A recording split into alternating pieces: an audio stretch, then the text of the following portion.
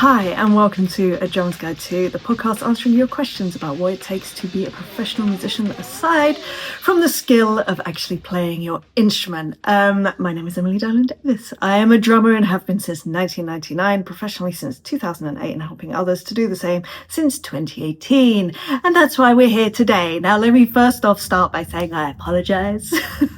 I have missed 2 weeks worth of episodes. I got struck down by some fluey coldy thing that I'm over, but I have a cough that just likes to turn up occasionally and linger, which is a pain, but it is what it is. But with that being said, also, I'm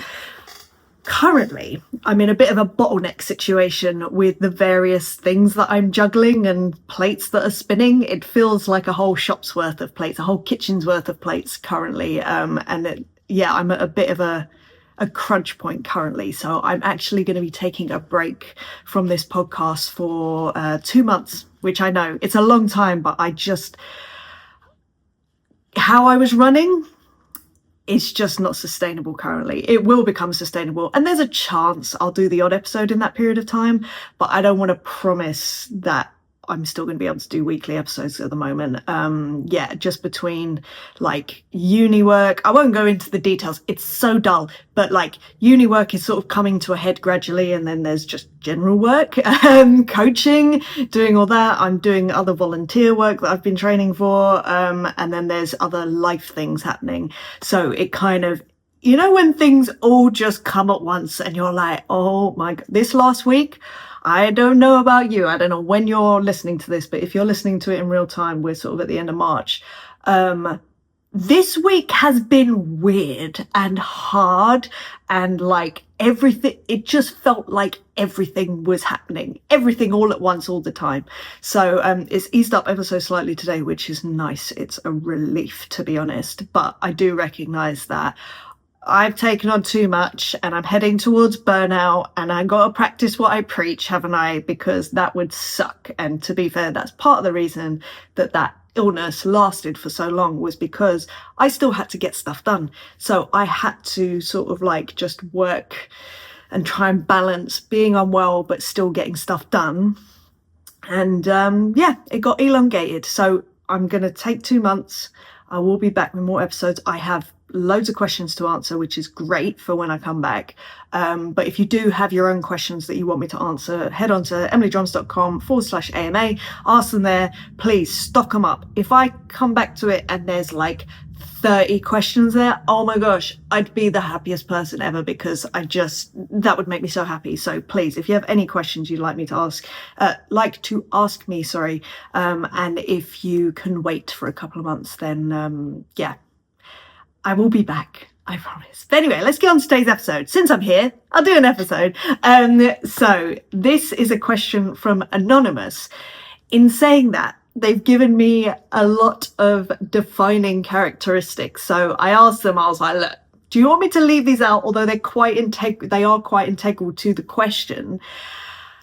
But you've said that you want to be anonymous, and they basically said, oh yeah, still use the details. Maybe we can treat it like a game, like they can see if they can work out who I am. So if you are of that mind and you want to work out who this person is, take the clues, research, you will find them. I promise you, I don't think it's going to take very long, and follow them and send them a message and be like, hey, I caught you. Right, let's get on with the question, and then I'll give you my thoughts. I really like this question. So, hi Emily, hope you're well. Long-time listener, long-time student of your excellent coaching, first time writing in, I think, which I agree, I think it is. My question is, when networking with people on places like Instagram, what is the most effective way to go about it? I've always tried to just be myself and not overthink what I'm writing to people when I first drop them a DM. For example, my reading skills today are not great. I've been writing an essay, so my brain is a bit foggy. Okay, so yes, I try not to overthink what I'm writing to people when I first drop them a DM, for example, but I do find that conversations do tend to dry up quite quickly. Alternatively, I do worry that since most of the time you can only send one DM request, which I was not aware of until you let me know this, am I maximizing this opportunity? Or, on the other hand, am I blowing this one chance I have to contact this person by saying the wrong thing? Thought this might be an interesting episode question. As you know, social media network is a big deal for me, as networking in person when you're completely blind can be rather tricky. Although, incidentally, do you have any similar tips for in-person networking? Again, as a blind person, chances are, if I meet someone at an event, that'll probably be my only opportunity to make contact, as even if we do end up in the same room together again, I won't recognize them or even know they're there, so can't go over to strike up another conversation. Really interested to hear what you think. Thanks and regards, Anonymous. You know this anyway, Anonymous. As you say, you're a long-time student. I adore you, Anonymous. I think you're fantastic, and I love your whole approach to all of this. So, yes, of course I have thoughts. Of course I do. You know me, always got something to say, even if it's gobbledygook. But there we go. I wrote some notes because there's a few things that I wanted to speak on. So first of all, as this person alluded to, they are blind. So online networking, although important to everyone, for this person, it is such an essential part of their career development and network development, because let me tell you, for want of a better word, my eyes have been opened to what they experience as a blind person and what I take for granted as a sighted person and a musician in this industry. And like, if you have not thought about it or had a lot of contact with blind people, like I just did not even realize there's so many things where I'd suddenly be like, oh my God, that's a thing. Like, I would never have thought of that, and I never thought of this. And this person is so fantastic at just being very open about talking about their experience and being very gracious with me when I often say absolutely ridiculous things, and they're always so kind to me and just allow me to understand their experience more. It's enlightened me in a way that I never thought I would be. So I have to thank you, Anonymous, for that, actually, because yeah, and it's been an endlessly interesting journey with you so far, and I enjoy the journey that we're on and we continue to be on. So let's talk about social media and networking. Right, DMs. So like I said, I didn't know that you could only send one DM request to people. That's interesting to me. Never knew that. So that's a new one on me, but makes a lot of sense. Now, as someone that gets a lot of sorry, that sounds like a humble brag. Okay, I get some DM requests, and honestly, they are the last thing that I look at, just because I don't have the time, and you know, I will occasionally dip in, but very rarely do I reply to DM requests. I barely reply to DMs, and that is purely because I don't have the capacity. Unfortunately, it's quite low down on my list because I do have, I have students that I need to be in touch with, and I want to get back to. They're my priority. And then, then there's podcast listeners might want to reach out, and although it's nice to reply, it's very hard to reply. So for DMs, I think it's almost the least effective way that you could be networking online. Personally, that's what I think, because a lot of people as well, the messages go into their request folder and they don't even look at it at all. Like, they don't even bother. So, or they don't even know that it exists. That's another thing. Like, I think we're all presupposing that everyone knows how to use Instagram or whatever platform we're using. No, it's likely that they are not even aware sometimes. So I think DMs almost need to be, they can be implemented, but not as a first port of contact, because as you say, you're coming in cold and it's very hard to get the attention of anyone as a complete stranger. And then it's a DM, which is, it's not invasive, not at all, but it's very, because it's so personal, it's one-on-one, it's very, it's private, isn't it? It's very private, and therefore it's just one-on-one. It's very intense. At least that's how I see it. And obviously I overthink everything, so take what I'm saying with a pinch of salt. I can go to extremes with these things. I open my DMs or my requests, and instantly I'm filled with stress because I know that I have loads of people to reply to. And even now thinking about it, there are loads of messages. In fact, I'm pretty certain that the person that wrote this question currently has a message in there that I need to reply to. So useless over here. But I think the people that know me know this is, I am human. It's one of those things. And I will get back to you eventually, hopefully. So yes, I will definitely start off by saying that I'm not sure that DMs are the best way to go as a first port of call. And also, in fact, I'll come on to this afterwards, this kind of idea of like you've got one shot. And in fact, I'll talk about it now. So the idea of like you've only got one chance, and if you mess up this chance, then you'll never have another chance. Get that out of your head. It's not reality. It's not realistic. The reality is that relationships are built on consistent interactions over long periods of time. And this could be weeks, this could be months, this could be years, this could be decades. And I have experienced all of these. And that is just how it rolls. You will very rarely, if ever, have one interaction with someone and then all of a sudden all these doors open up. It's not how it works. It's just continual, consistent being there, being around. And back in the day, that was very much being around at gigs, at jam nights, at, just being in musical situations, in environments where other musicians were hanging out. And that is the same now, absolutely. But we now have this other avenue of social media. And to me, it's no different. It's being around and interacting, having conversations with people online. The difference is, like I said, with this DM thing, I don't think the most effective way of doing it is that.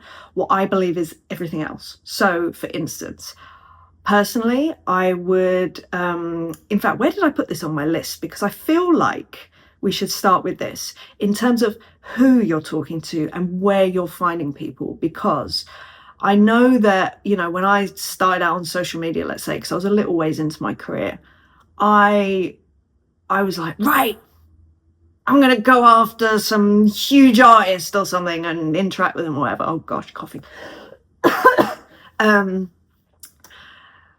But that is unrealistic. Like, you don't want to be going after the Taylor Swifts of the world because they're not going to see anything that I'm about to talk about. They've got teams, someone else is managing their social media, all that sort of stuff. So personally, in terms of who you would like to find, I think find the genre that you want to be in, the scene that you want to be in, the kind of musicians that you want to play with, in the location that you are, or maybe it's not a physical location if you're doing remote recording, but there are certainly going to be a contingent of musicians who are already in that scene that you want to be in, and you're trying to get into a part of that scene, right?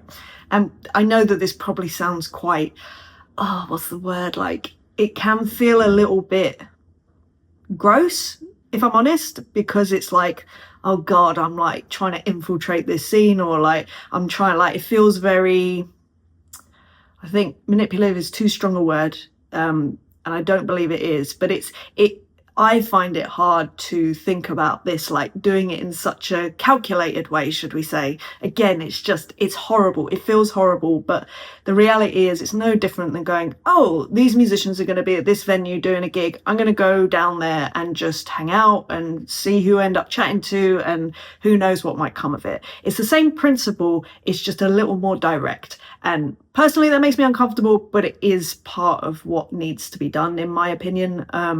Obviously, your threshold of what you're willing to do is absolutely up to you, and mine is up to me, and that's fine, as long as you're not hurting anyone. That's my rule. That's my rule. If you're working with me, as long as you're not hurting anybody. So what I would say is, find those people, and ideally if they're sort of one person removed from you, so a friend of a friend that you already know, that's kind of the gold standard of like building your network, definitely, because at least there's someone that you have in common, someone that can vouch for you, anything like that. But failing that, just start to explore different scenes, and see what you can do. But in terms of the actual engagement of that person or of those people, forget about the DMs for now. I think they can come later down the line, but for now, I think a really good way of sort of seeing this is, how can you help that person in terms of their profile, their algorithmic kind of situation? How can you improve engagement? Well, you can do it by engaging with them, funnily enough, and publicly, so that they can see that you've done that. That kind of helps them get a few more eyeballs on their posts, hopefully. So that's what I would do. I would start by commenting on their post. Now, let me give a caveat with this. Comment something that is actually beneficial, something that is thoughtful, something that is personal to that particular post. Loved that guitar line that you're playing, or what is your chain signal, or the geekier the better, honestly, because I feel like that already sets out the stall of like we're from the same world, you know what I mean? I'm not just I shouldn't say just, I'm not a person that doesn't understand about the ins and outs of music. I just want to know, and just start by it's almost like reaching out an olive branch. Now, there's a big chance that you're going to get no reaction to this, not even a like on the comment, not a reply. There's every chance. Now, just because that has happened, that doesn't mean that they haven't seen it. So just do it without any expectation of a response. Now, a couple of things will happen here. First of all, they may see it. Also, other people that are looking at their post may also see your name if it comes up. So these are all eyeballs. And the key to this is to get everyone to come back to your profile to find out, who is this person? And as long as your profile is set up showcasing yourself in a good way, and I've done plenty of episodes about that, so please go back and listen or watch. You want to be presenting yourself in a way that they'll come to your profile and go, I understand more about who this person is. Oh, actually, they're a really good musician. Oh, actually, they might be good for this, that, the other. Who knows? That's the ideal standard. That's the ideal, situation that you want people to go down. But for now, it's just about extending that olive branch, getting them to notice that you have commented, even though they might not reply. They might not react. Fine. What I would also do is, so I would start doing that consistently, basically. Now, not spamming, obviously. You don't need to comment on every single post, but, just dip in and out. There are plenty of musicians about that it will keep you busy if you're kind of cycling different people, or you're following people that are coming up on your feed, they're coming up on your stories bar. So that's the next thing I'd say. Stories is a great way. Now, you could reply to stories, but again, as far as I remember, that will be going straight into their request folder. So kind of not. I wouldn't go with that. For now, I would just react. Now, you could just do the heart reaction, fine. But if you do a different reaction, it bumps it up to the top of the likes. If they happen to look at, oh, who's liked this or who's reacted, the reactions come first, then the likes come after that. So personally, I would absolutely do that. Let's say they've asked a question on their story. Hopefully you can interact with that. That is another great way. And again, it's just about getting your name out there enough that they notice and go, who is this person that's suddenly like really engaged? This is really nice. Because everyone loves a bit of attention. Let's face it. Everyone does, to a degree. And if you're posting on there, people are putting it out there knowing that they may get some attention for it. Some people actively want that. So the fact that you're doing that, it kind of just makes people take note. So I absolutely would start reacting to their stories as well. Again, not exhaustively. You don't want to freak them out. And I've had that where someone will literally come onto my profile, a new person, and they will like 20 posts and all my stories, and I'm like, oh my god, no. It just makes me want to run away instantly. Like, right, I've noticed you, but in terms of like, right, make sure you stay away from them, they seem a bit intense, and that's coming from me, the intense person. So yeah, I would say definitely that. The next thing that I think is, again, this could borderline on a little bit too intense, but if it feels right for you, and if you're doing the right way, I think it can be really effective, is making content, whether that's stories, whether that's posts, that maybe is inspired by someone else's post. Or I remember like some people sometimes do drum covers of songs that I've played on, or bands that I've played with, or artists that I've played with, and they will tag me or other musicians that are in that outfit.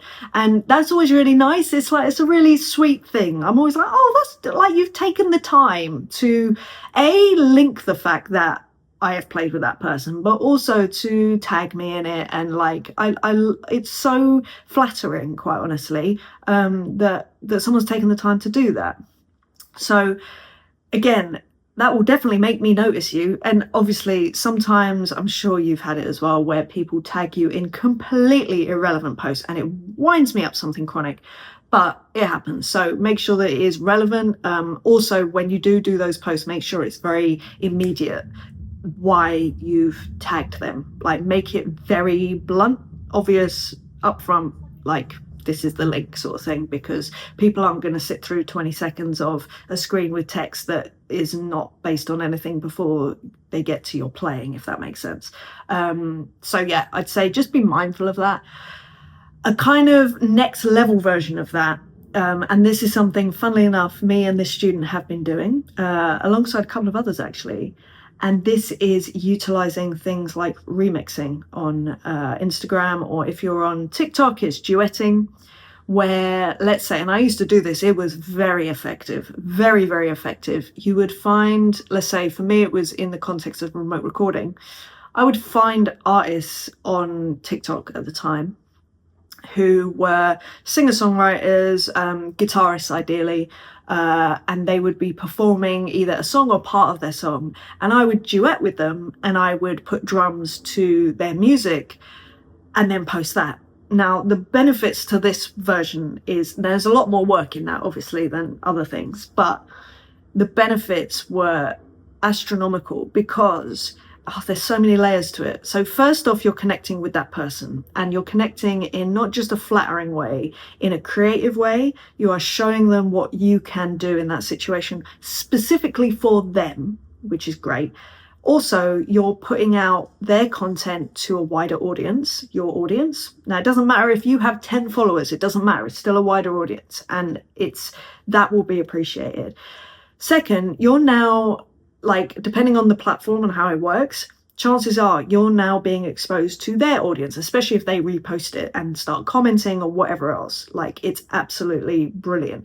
And then there's a third benefit of, like, the third party people that then actually see this can see also what you do with a singer-songwriter, like how you add to that music. So you are showcasing yourself not just to that artist, look what I can do with your music, you're showcasing it to a wider audience of, like, this is what I can do with this person's music. It was so effective for me. I met some fantastic musicians. Now, granted, there's a lot of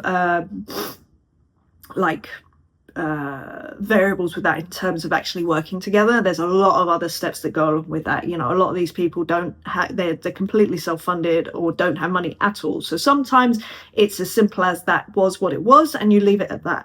But sometimes it leads to actually, like, doing EPs with people, albums with people, being recommended by them to other musicians or producers or who knows what. It can really lead down interesting roads, and I think as long as you're open to that, but also not trying to put all your eggs into that one basket, like, you just kind of do it as part of your process of making content, for instance. Like, you have your process, you do your thing, you release it, blah blah blah. Now, what I will say, and this is what me and this person found out, is that for blind and partially sighted people, remixing, incredibly hard, and we haven't really found what I would deem a satisfying way of doing it that doesn't involve sight being needed. So we're still working on that, but they did do one duet with an artist, and basically the artist did the visual element of it, and it turned out fantastically. It was so good, and this musician is fantastic, like the best feel and parts, and like just their playing is beautiful. It's just beautiful. I've had the privilege of seeing them live now as well. Just all round fantastic. But just as an interesting aside, remixing, I don't know about duetting, because I think that's how they ended up doing it. They took it over to TikTok to do it as a duet and then brought it back to Instagram or something like that. But if you're a sighted person, let me tell you, it is 5 million times easier for you to do this So start doing it. It has become a really interesting endeavor, and I've found it like it's working for a few of my students, like I say, in terms of just it's literally showcasing what you can do with a musician in the context of music and songs, and it's just so fantastic. So obviously there's slight like what's the word, technological issues in terms of if you're recording drums and just sound and all of that, but that's something that can be worked out. I managed to work it out. It wasn't perfect, but it did the job. And don't ask me what it was. I can't remember. It feels like a million years ago. So yeah, you'll find a way, and you know, technology is always moving forward anyway. So yes, there's that. And I think that that's the most impactful way you can do this, but I think a really good kind of way of thinking about this, generally speaking, is just have the attitude of what can I do for this person? How can I help them? How can I help them reach more people? How can I help them get more eyeballs? Like what resources do I have that I can then implement to help to elevate their career, you know? I think that's a really nice way of approaching it. And because there are a lot of people with the attitude of what can you do for me, and I don't have enough fingers toes ever to tell you how many times I've had people come to me with that attitude, and it is the biggest way to turn me off. I'm like, okay, so you're using me basically. Whereas this is kind of, it's a creative thing. It's lovely. It's really nice. And it can be really fulfilling. I will also make sure that you find musicians that you actually like their music as well. That helps. That always helps. Kind of a given, but maybe it's not a given. So I've explicitly said it now, so it's fine. So I think that's sort of like what I have to say on the online sort of networking, the social media networking side of things. And I will say that there does need to be an element of kind of a Sherlock Holmesian approach in terms of finding, you know, your way of doing it, finding your people that you want to be interacting with, and then, as I say, just a consistency and a consistency of just reaching out and making contact with people. That's what's going to make the difference. It is never going to be one and done. So A, don't think that that's how it happens, but B, don't worry if you feel like you've said something silly or it comes across badly or whatever else. There's more than one chance, and again, I'm living proof of that. Oh my god, the amount of things, silly things, that I have said and done and ruminated over for months afterwards, and then I will meet that person again years later and they will go, what, we've met before? It's so embarrassing on every front. Anyway, so there's that. So when it comes to in-person networking, now, obviously I've spoken on this plenty of times before, but I've never done it in the context of being a blind person. So obviously I do not have experience of that. I don't know what it is. Me and this person have spoken fairly at length as to what their experience is and how they handle it and stuff like that. What I can bring to the table is that, first of all, I think that there's two things that I want to say. Firstly, I think that leading from social media, I think that actually that's a great way to kind of introduce yourself to people that you want to then meet in person. And I think in this case, it does need to be a more formal arrangement, should we say, to actually meet up. I mean, even when I came and saw this person play, it was a more formal arrangement of like, you know, I will come at this time, and initially it was meant to be I'm going to come see you before you perform, but actually it ended up being afterwards.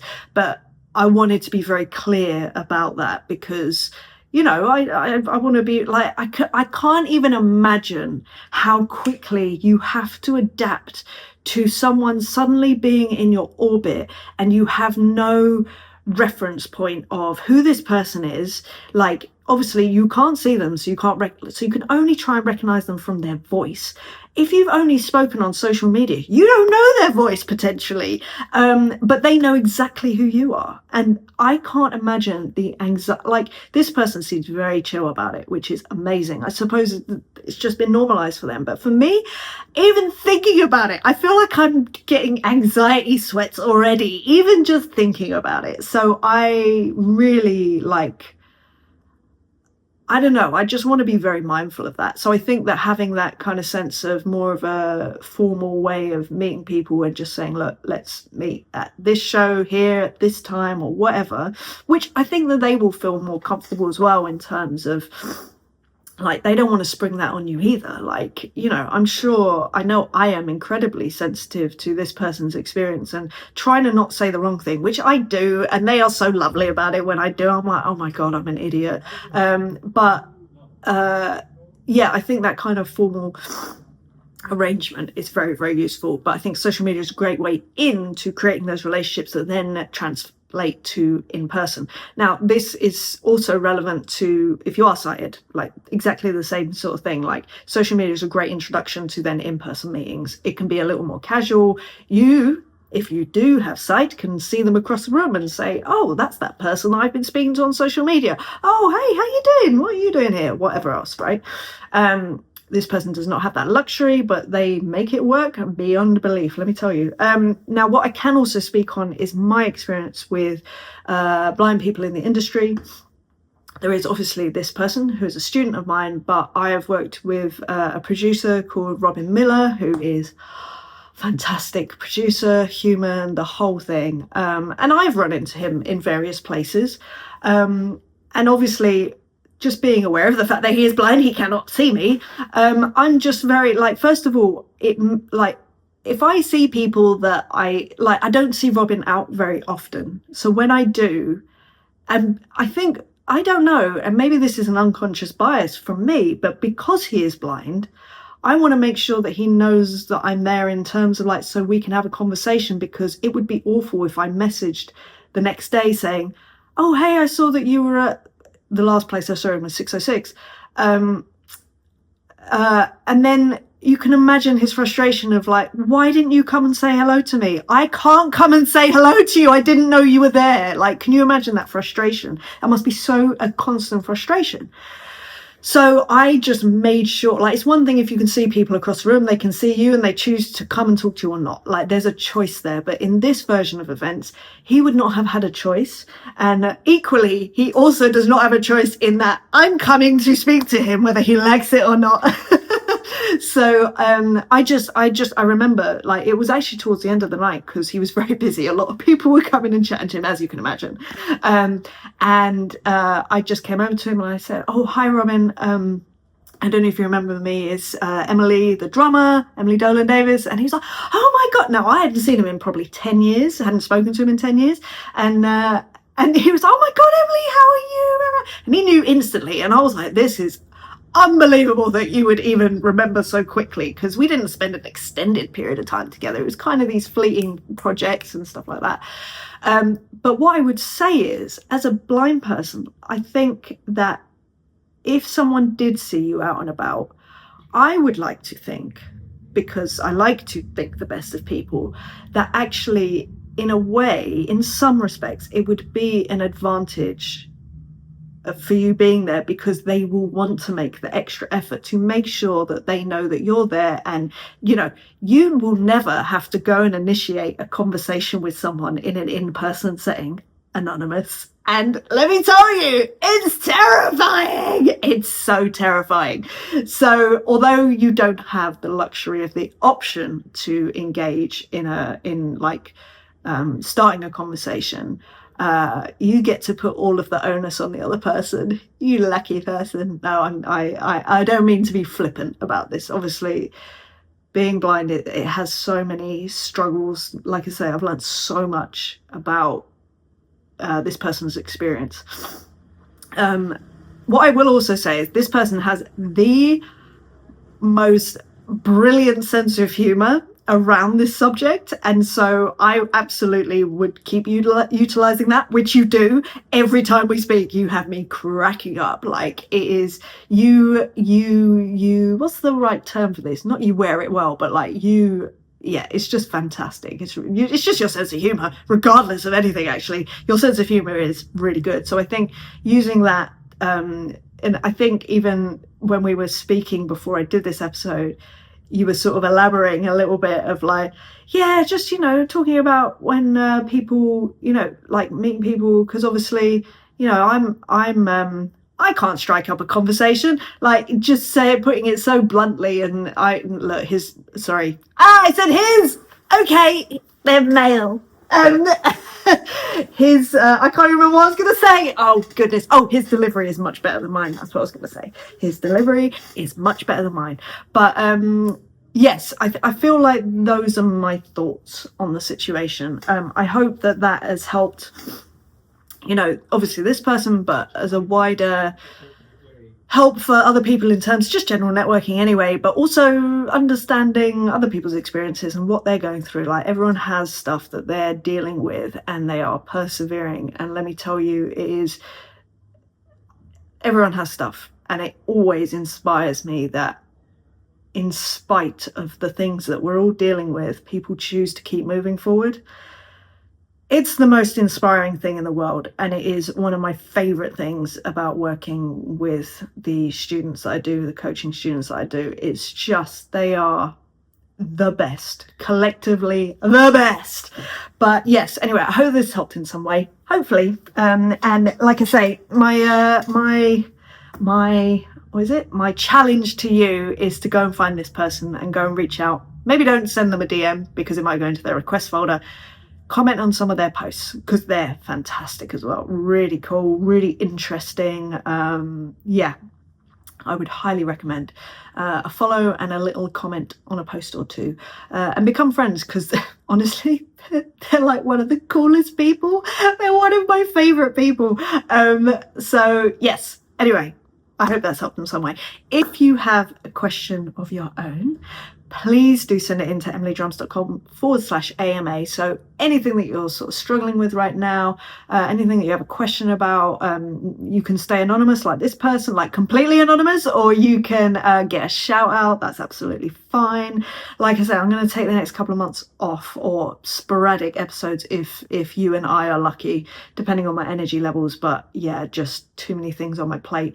So yeah, if you can get those questions in over the next couple of months, I will be coming back. I will be coming back with force.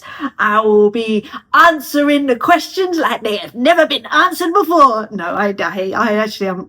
It's going to sound so strange. I'm already looking forward to coming back and just having the right amount of energy to bring to the situation, because yeah, it's been really difficult the last sort of couple of weeks. Like I said, I was sick, so that's what it was. But I just need to recognize, yeah, okay, I need to yeah, just take that time and just change the priority structure temporarily, should we say. So please do get in the questions, emilydrums.com/AMA. If you would like to book in for, I'm just about to try and put more work on my plate now after saying all that. If you'd like to book in for a free 30-minute coaching taster session, go to emilydrums.com. It's 30 minutes. We chat about where you are, where you want to be, how we're going to get you there, and I just tell you any thoughts I have in that moment. Obviously, there's only so much we can do in 30 minutes, but I'll always try and give you a takeaway to kind of work towards, even if you decide not to go on with full-on coaching with me. Like, I always want to give some sort of value to you, and honestly, it's just nice having a chat. So yeah, if you'd like that, emilydrums.com, you can reach out there and book that in. And I think that's it from me. Yeah, I think so. I hope you're well. Have a lovely couple of months. Like I say, there's a chance I'll do a sporadic episode here or there. But if not, by the time you next see me, my brain will have a little more space, in theory. I was just going to say there's already a lot of space. It's pretty empty. Yeah, my capacity will be a little bit better, but yeah, please do take care over this period of time, and I guess I will see you when I see you. If you're not listening in real time, it's going to be around about the end of May, beginning of June, that I will be back with episodes, but I'll let you know for sure. And like I say, I'll be back with more vigor. I think I still have vigor. I just don't have, what's the word? Not consistency. I'm just not able to be constant. That's not the right word either. But anyway, you know what I'm saying. Okay, I can love you and leave you. Have a great day, wherever you are, whatever you're up to. And I shall see you next time for another subject. All right. Oh, thank you again to Anonymous for this question, by the way. Lots of love to you. Speak soon. Bye.